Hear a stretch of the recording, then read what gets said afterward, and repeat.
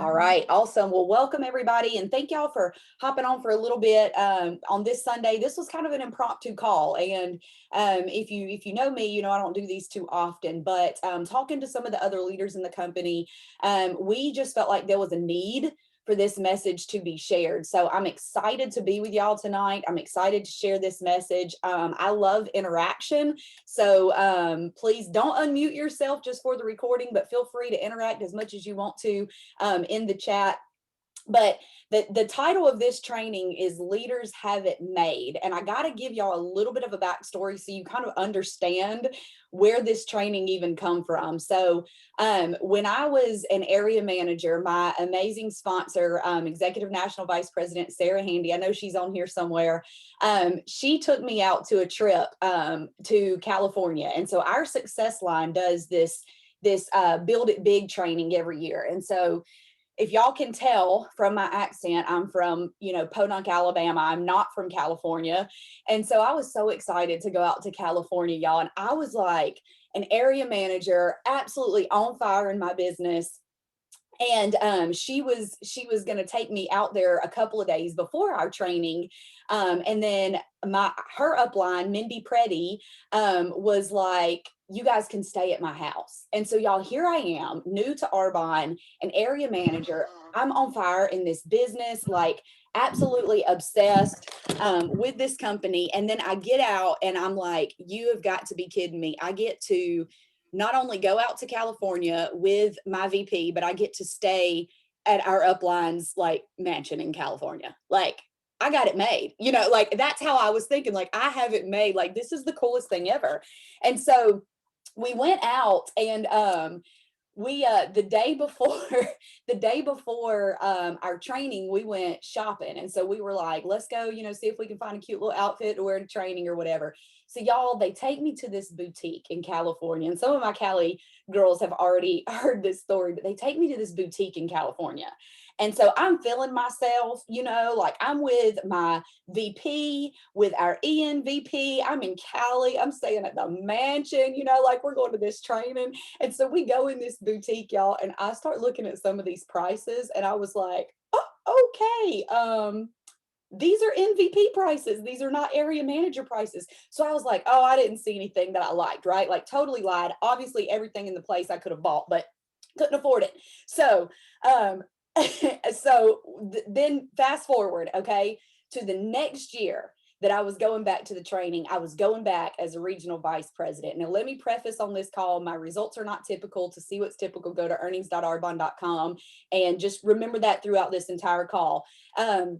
But the next year I go back as a regional vice president, and I was thinking like Julia Roberts, Pretty Woman. I'm going back to that boutique and I'm buying the whole store. Like I'm buying the whole freaking store. I'm an RVP now. I can shop at this boutique. Like I'm going to the store. So y'all, I go to this boutique and walk in. I've got my Arbonne shirt on. There's these ladies in there. They were like, oh, I love Arbonne protein. And this other lady was like, I was going to do the 30-day, but I think I'm going to do Jenny Craig now.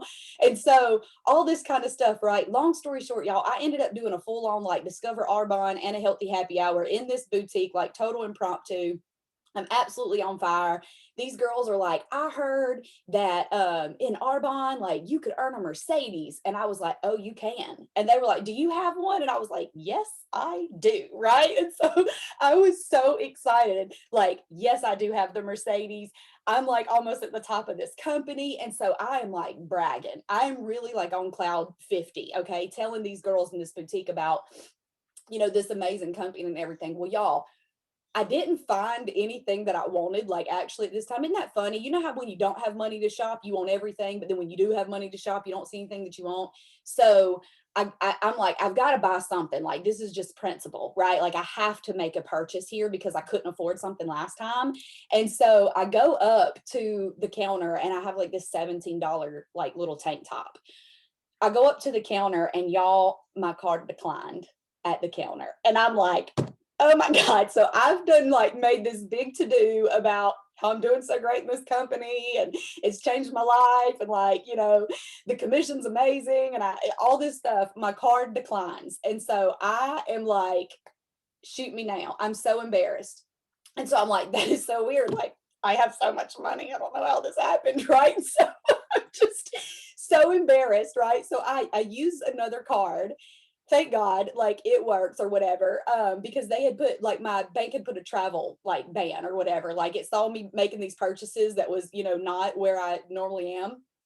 And so, anyways, I recover. Okay. But yeah, somebody in the chat just says it gets better. Yes, it does. So I recover from this. Right. And so I'm like, all right, I'm still in. They're still interested in like the business. I still got some prospects going on here. I'm still going to get some of these girls like, joining my team and everything. Well, so then they start talking about the Mercedes, and there's this young girl in there, and she's like, I've been wanting to do this for so long. And if I could earn a Mercedes and yada, yada, yada. And so obviously we know that you earned the Mercedes Cash Bonus Award. You don't earn the car. But so I'm telling her about it and everything. And I'm like, girl, I've got mine. Like, I have done this. I can teach you how to get there. I can show you the way. And so she is fired up, right? And she's like, okay, like, we've got each other's contact information. We're going to stay in touch. So y'all keep in mind, I had flown out to California. So I had a rental car. Okay. I was not in my Mercedes. So I go out of the boutique. My card is declined, but I recovered. I go out and I get in my little like Hyundai Elantra. Okay. And the car starts backfiring out of the parking lot. I can see them in the window, like looking to see if I'm getting in a Mercedes. I'm not getting a Mercedes. I'm getting in the rental that's like knocking on heaven's door. And I'm like, boom, boom, boom, boom, boom, out of the parking lot. So, anyways, the whole way that this training kind of came is because I went in thinking like when I was an area manager, like RVPs and NVPs like have it made, like they have it made, right? Well, then when I became an RVP, like that was one of the first of many, many times that I've been humbled in this business. But so anyways, it kind of stirred some thoughts about how we think in this company that leaders have it made. And y'all, I'm not talking about just your national vice president or just an ENVP or even just an RVP, right? If you're in this company and you're in activity, not just an ID holder, then you're a leader. You're a leader in some form or fashion. And maybe you're trying to grow your leadership right now, or maybe you're trying to grow other leaders right now. Whatever it is, you also have it made. And the reason that you have it made is because you have this opportunity to share this gift. And so that's my kind of having it made story. But one thing that I like to share is, I went into that boutique and I could have been like really timid, right? But leaders don't come into a room and absorb the energy. Leaders come into a room and they change the energy. Okay, so I had to go into that place and I had to change the energy in there. And the reason that I think that leaders have it made is because they do things that other people aren't willing to do. And so when we talk about having it made, we think of the glitz, the glamour, right? Maybe the stuff, the materialistic things. Maybe we think of the Mercedes. Maybe we think of, the commission, whatever it is. But that's not the reason that the top people in this company have it made. And so in the military, I'm also active duty Air Force. For anyone on here, I really didn't introduce myself. I'm not off to a good start on this. I'm Ashley Strong. I'm an independent consultant, national vice president. I'm also active duty Air Force. And so I'm stationed out here at Scott Air Force Base, Illinois. And one of the things in the military that we do a lot of is we use acronyms. Like it's almost like our own little language, right? And so I love to use acronyms for a training. And so we talk about leaders having it made, M.A.D.E. Okay. This is why leaders have it made. The M in made is for massive rejection. Massive rejection. And so again, I want to preface my story is not typical. To see what's typical, go to earnings.arbonne.com. But you guys, I had 134 personal rejections before I got my first yes. Before I got my very first yes. And so if 134 people told me no before I got my first yes, just think of how many people I actually asked before I got my first yes. Massive, massive rejection. And so some of y'all might remember this. Maybe you were in Arbonne at the time, but at my 3-year mark in Arbonne, I had the amazing honor of training main stage at GTC. And one of the things that I talked about at that training was that I had a goal of 10,000 personal rejections by the end of that year. And so, yes, some of y'all remember that. So I had a goal of 10,000 personal rejections. Y'all, I ended at 9,982 personal rejections of my 3-year mark in Arbonne. And so one of the things that I think is so significant, though, is going through those rejections. The amount of leaders that we produced in my nation that year was absolutely incredible. And that's because I was leading the way from the front. I was going for the nose, and so was my team. They were following as well. And I'd go, hey, I'm at 9,000 rejections. What are you at? And here's the thing, leaders, you're going to be the lid for your team, right? And so if I had 9,000 personal rejections, then you know that my team, they weren't going to come to me and go, oh my God, 5 people told me no. Because I'm like, okay, 9,000 have told me no, like, let's roll, sister, we're doing this. And so something that I think is so significant, I have a new almost 4-month-old baby boy downstairs. And this is me being a first-time mom. And so all the first-time moms on here can give me a hallelujah, and all the like multiple moms will go, oh my gosh, you rookie. But when I was pregnant, I was reading all the things, like all the things. Like, I'm reading all the books, I'm on the blogs, like I'm on the forums, I'm getting the newsletters, all the things, because I want to know like every single thing about my little human. And something that was so significant that I learned, y'all, and this is science, this is proof, is that we are only born with 2 fears. So babies only have 2 fears. And the first is a fear of falling. And the second is the fear of a loud sound. And so you think when you're sleeping and you kind of have that, like, dream that you're falling, you have that 2 millimeter heart attack, or if somebody just hit like a really loud drum behind your head right now, then those are the only 2 fears that we're actually born with. All of the rest of the fears are learned or self-inflicted. And so you guys, through going through all of those massive rejections, I told you we produce so many leaders, and I'm so glad that I didn't let the fear stop me from going for those massive rejections. I'll give y'all a story about some of my VPs. So my very first RVP, she blocked me for 9 months, like literally blocked me on social media. She would periodically unblock me to see if I was still doing that thing. And then when she saw I was, she would block me back again. So that was my first VP. Our second VP was her sister that told her, don't walk, but run away from that girl in that company, because these things don't work. Our third VP actually like cussed me out the first time that I reached out to her. And then when she decided to jump in, she told me that she would come for me if this didn't work. And like, she's a feisty, little Filipino. So I believed her. And so that was our third VP. Our fourth VP rose up from me from about 3 people deep. Our fifth VP, one of the most introverted people that you could ever imagine, was not on social media, worked 70+ hours a week, like makes me look like I have a lot of time.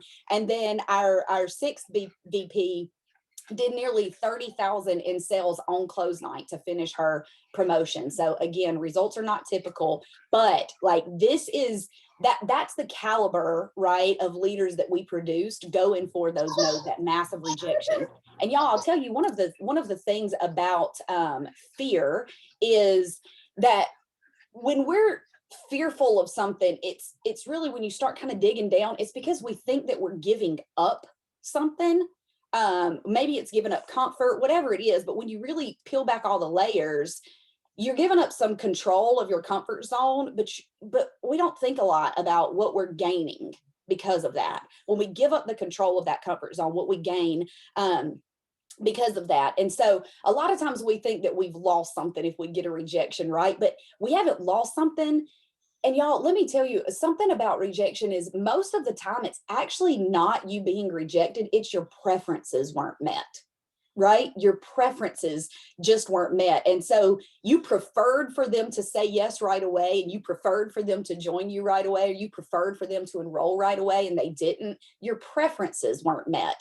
It's not actually a rejection, right? Because most no's are not a no forever. They're a no for the time being. They're a no because of something else, going on in their life. And so this is the way that fear starts to lead to disappointment, which leads to this sense of failure. We start feeling like I'm a failure. What I'm doing is a failure. The way that I'm reaching out is a failure. But when you peel all of it back, it's really just us trying to control, not getting uncomfortable and not experiencing rejection. But rejection is life's test. It's just life's test to see how serious you are about your dream in the first place.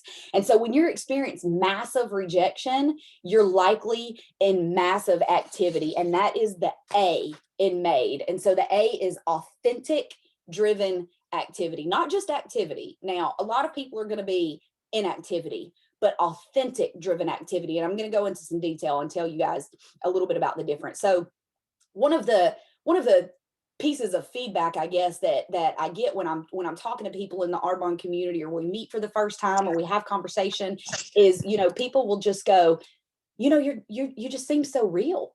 You just seem so real. Like, you're just down to earth. You're just so real. And y'all, it used to really confuse me at first, because I would be like, well, what does that even mean? Like, are y'all talking to a bunch of fake people all the time? But the more that you're around people, the more that you realize, okay, maybe some people are kind of trying to be something that they're not, or maybe trying to portray an image, right, that they're not.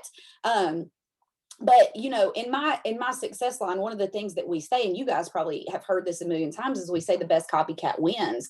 But we're not talking about trying to be that person, right? We're talking about activity. We're not talking about style. We're not talking about personality, not outfits, not the way somebody dresses. Like, I'll see people copy and post, my post or something, like word for word, and it says ain't and y'all, and I've got double negatives in a sentence left and right, and they're from like Boston or something. I'm just throwing a place out there that's not, the South. And so you can tell that that is somebody trying to be something, right, that they're not, and using words that they're not. Y'all, that's exhausting. And so, for almost a year and a half now, we're rolling into a year and a half of wearing mandatory masks on our face. But I'll tell y'all, some people have been wearing masks their whole life. And that's a whole lot more exhausting than a face covering that we're going to have, because some people have been wearing these for a long time, and that will suck the life and the energy out of you. Y'all, I will tell you, being authentically you and giving your God-given gift to the world, it's the biggest competitive advantage that you have in this business. And too many of us are not using it. We're not using it. It's the biggest competitive advantage that we have. Authenticity and who you are always wins. Authenticity and who you are always wins. And so, we look at everybody that we perceive to be successful. We're looking left and we're looking right, and we're pointing at them, and we're saying, look at what they're doing, and look at what they're doing. And maybe I'll start, doing the things like they do, or maybe I'll try to post Instagram posts like they do. When the reality is, if you were just more like you would have that advantage. When you were just more like you would already be more successful. Leaders have it made because they're in activity, but the best leaders, the best people that are moving and grooving in this business, they're doing it authentically. And so one of the things that I talk about is the 4 times rule. And some of y'all know this, and you're going to be like, yeah, duh, that's like nothing big. But when this clicked in my head, do y'all hear that squeak? That's Butter right beside me. I'm so sorry. He's savage. He's playing with his toy.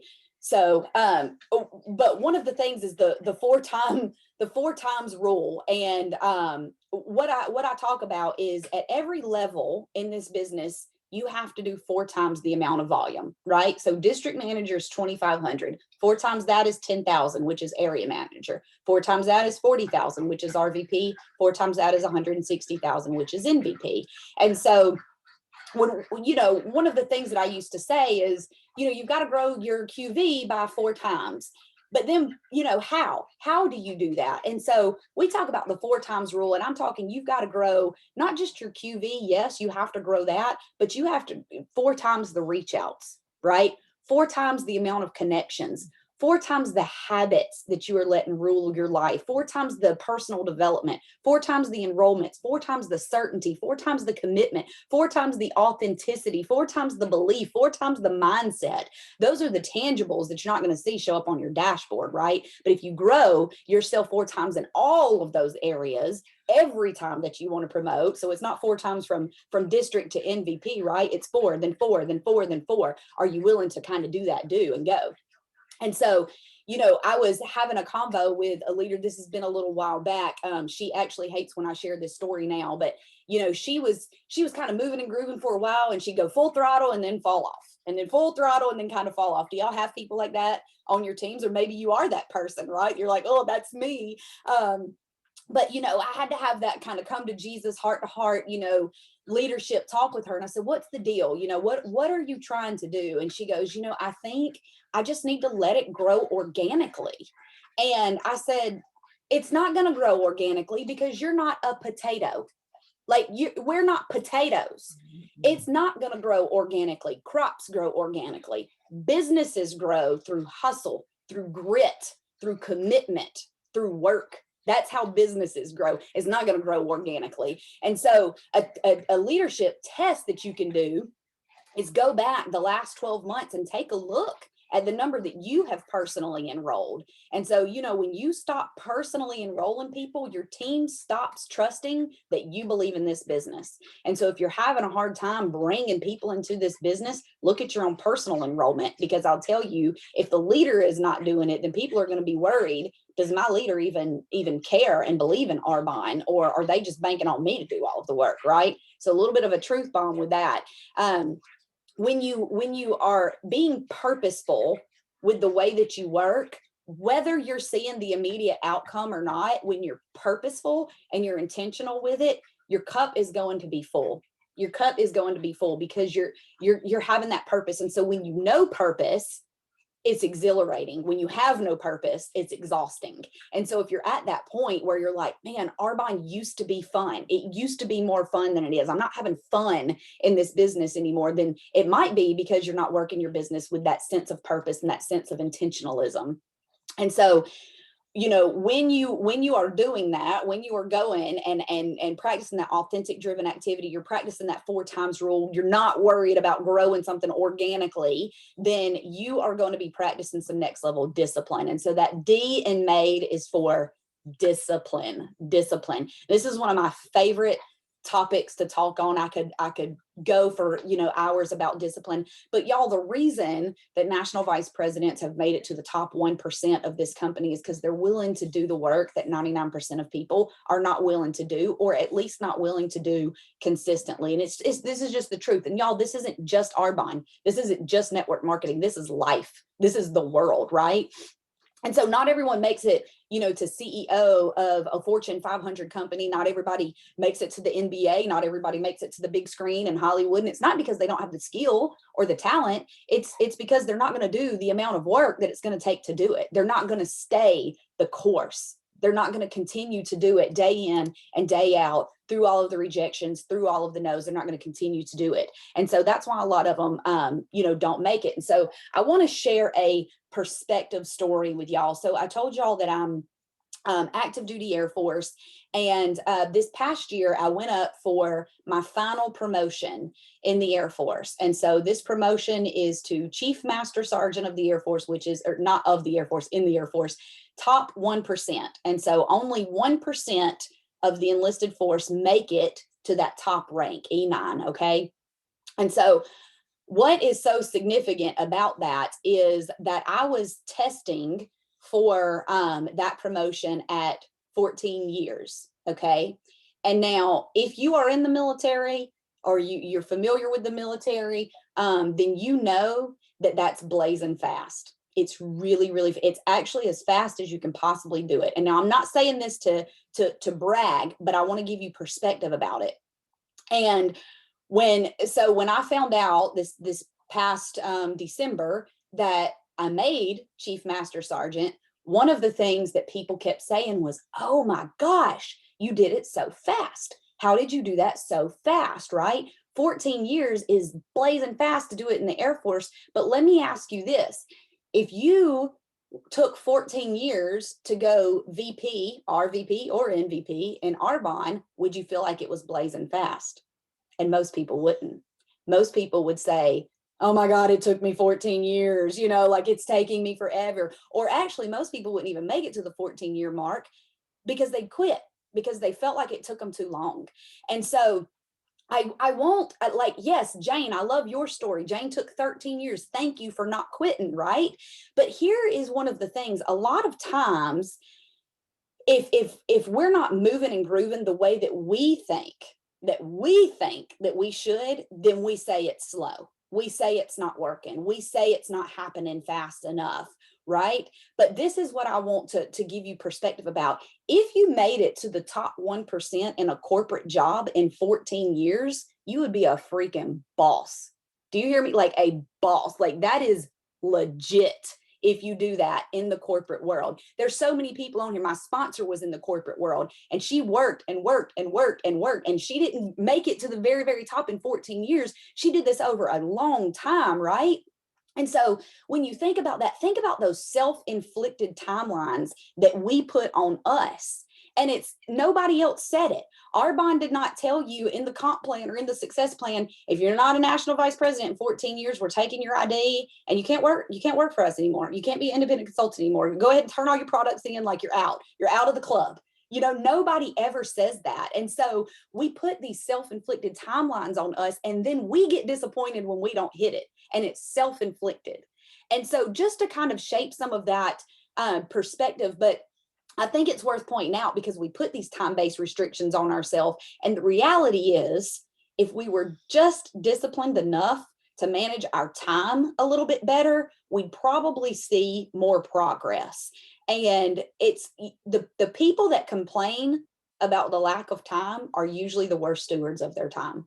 The people that complain the most about their lack of time are usually the worst stewards of their time. And so I want to just give you this visual pie chart. Think of this pie chart in your mind. So you've got 24 hours in a day, right? Say that you work 8 hours of that, and that you have a full-time job still. And I'm not talking, doing Arbonne. And some work more, some work less. I get it, but just roll with me. You work 8 hours, and then you get a full 8 hours of sleep, which praise you be if you are that person, because I don't remember what that's like anymore. But a full 8 hours of sleep. So you work 8 hours, you get 8 hours of sleep. Say that you go to the gym for a full hour, and then you commute to and from work for a full hour, and then you spend a whole hour having dinner with your family, and then you have 2 full hours of family time, and then I'm even going to throw an hour in there to just fart around and dilly-dally and do whatever it is that you want to do. If that was the way that your day was set up, you would still have 2 hours left that are unaccounted for, and that is getting a full 8 hours of sleep. You would still have 2 hours left. And so the point is to do meaningful work, but most of us get so wrapped up and bogged down, and we feel so busy because we've done busy work. We've just done busy work, and it's not meaningful. We get very sucked into it. So I'm going to give you an example of things that literally take 1 minute to do. And I'm going to give you this because I know that these only take 1 minute to do, because this is the way that I have worked so often in my business. Send a text. Schedule a Discover Arbonne, schedule a healthy happy hour, make a smoothie video, do a green shot on Instagram, actually pick up the phone and make a call, ask someone for a referral, follow up with someone you've reached out to, give a stranger a genuine compliment, send feedback to a business builder, make a post, do a 60-second product tip, ask someone to host a 15-minute Facebook pop-up party for you, book an event, or connect with a stranger. And if you did every single one of those, you would have spent 15 minutes work in your business, and you would do 15 things that are intentional and that are purposeful for your business. And so it's not the amount of time that you have, it's how intentional you are with the time that is allotted for it. And it's really not so much time management, it's energy management, right? Like we can have all the time in the world, but if our energy is in the dumps, then we're probably not going to do the things that we want. So you're not, those are some nook and cranny things that you can do, but you're not going to nook and cranny your way to national vice president. So you have to start to get rid of some of the distractions, right? And this is a scientific truth about distractions. We're emotionally wired as humans to stay distracted as long and as much as possible, because when we do that, it prevents us from having to look in the mirror at our true self and call our own self out on our BS, right? Call our own self out on our excuses. And so if you're a leader and you want to be a leader, you want to grow into a better leader, maybe you're already an executive national vice president, but you're still working on your leadership, which I hope is the case. We have to be ruthless about turning down the noise and the distractions in our life. One of the things our upline Cecilia Stoll always tells us is leaders need time to think. Leaders need time to think. And y'all, maybe this is waking up 5 minutes early and sitting in the dark and not looking at your phone and not looking at anything else, but just sitting there. Maybe it's meditating, maybe it's praying, whatever it is for you. You need time to just silence the noise and think. And then this becomes a habit. And the more that you make a habit of doing something, the more disciplined you become doing it. And then you just do it. Like your body just goes robot mode. And so, this is one of the harsh truths about, being an entrepreneur, is that it's hard and it hurts and it's painful sometimes, and it's not always glamorous, and it's not always the highlight reel that we see on social media. But that's why growth is called growing pains, and they're not called growing happies. Right? It's supposed to be painful when you're growing. And so, right now you guys are on this call. You're sacrificing something to be on this call, no matter how big or how small, right? Like, I'm sacrificing time with my baby boy that I don't get a lot of because I still work full time. And so, you're sacrificing something. But the thing is, are you just going to sit and attend and listen and be like, oh, that was a pretty good call? Or maybe you'll be like, well, that call was horrible, that girl's crazy, whatever it is. Or are you going to take it and you're going to say, I'm going to apply something? Because I'm not interested in motivating people. I want to activate you. I don't care if you're motivated, because that's going to come and go, right? You get off the call and life hits and kids are screaming or whatever happens after this, right? The motivation will go away, but are you activated? That's what I'm more interested in, is activating you. And so when you start to master the level of discipline that it's going to take in all areas of your life for you to get to the next level, you're going to be able to perform with such a standard of excellence that everything in your life can improve. And so the E is for excellence. So I want to take y'all back to 2020. And so, one of the things that I do, my upline does, like a lot of us do, is we kind of have a word of the year, right? And so what was everybody's word of the year for 2020? Vision. 2020 vision, baby. 2020 vision. And so a lot of people had this word of the year of vision. I love activate. That should have been my word of the year. But a lot of us in 2020, we prayed for this 2020 vision, right? But when the thing hit, right, I'm not going to say it on this call, but the C word hit, right? A lot of us lowered our vision to just sight.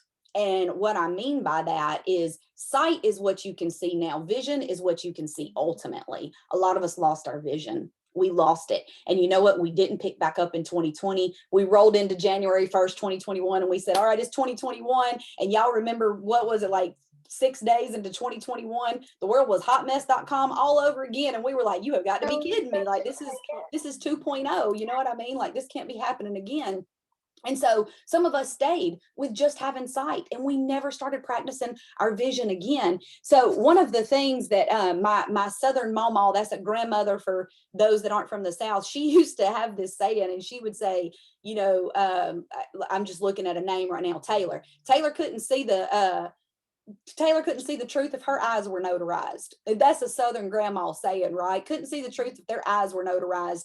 And y'all, some of us can't see the truth about this business, even though we have proof. We have proof of notaries all around us. We have people that have changed and transformed and living their absolute best life and are truly living their dreams. They're not saving them for when they're asleep. They're living them wide awake. We have notary proof all around us, and we still don't have the vision of the truth, right?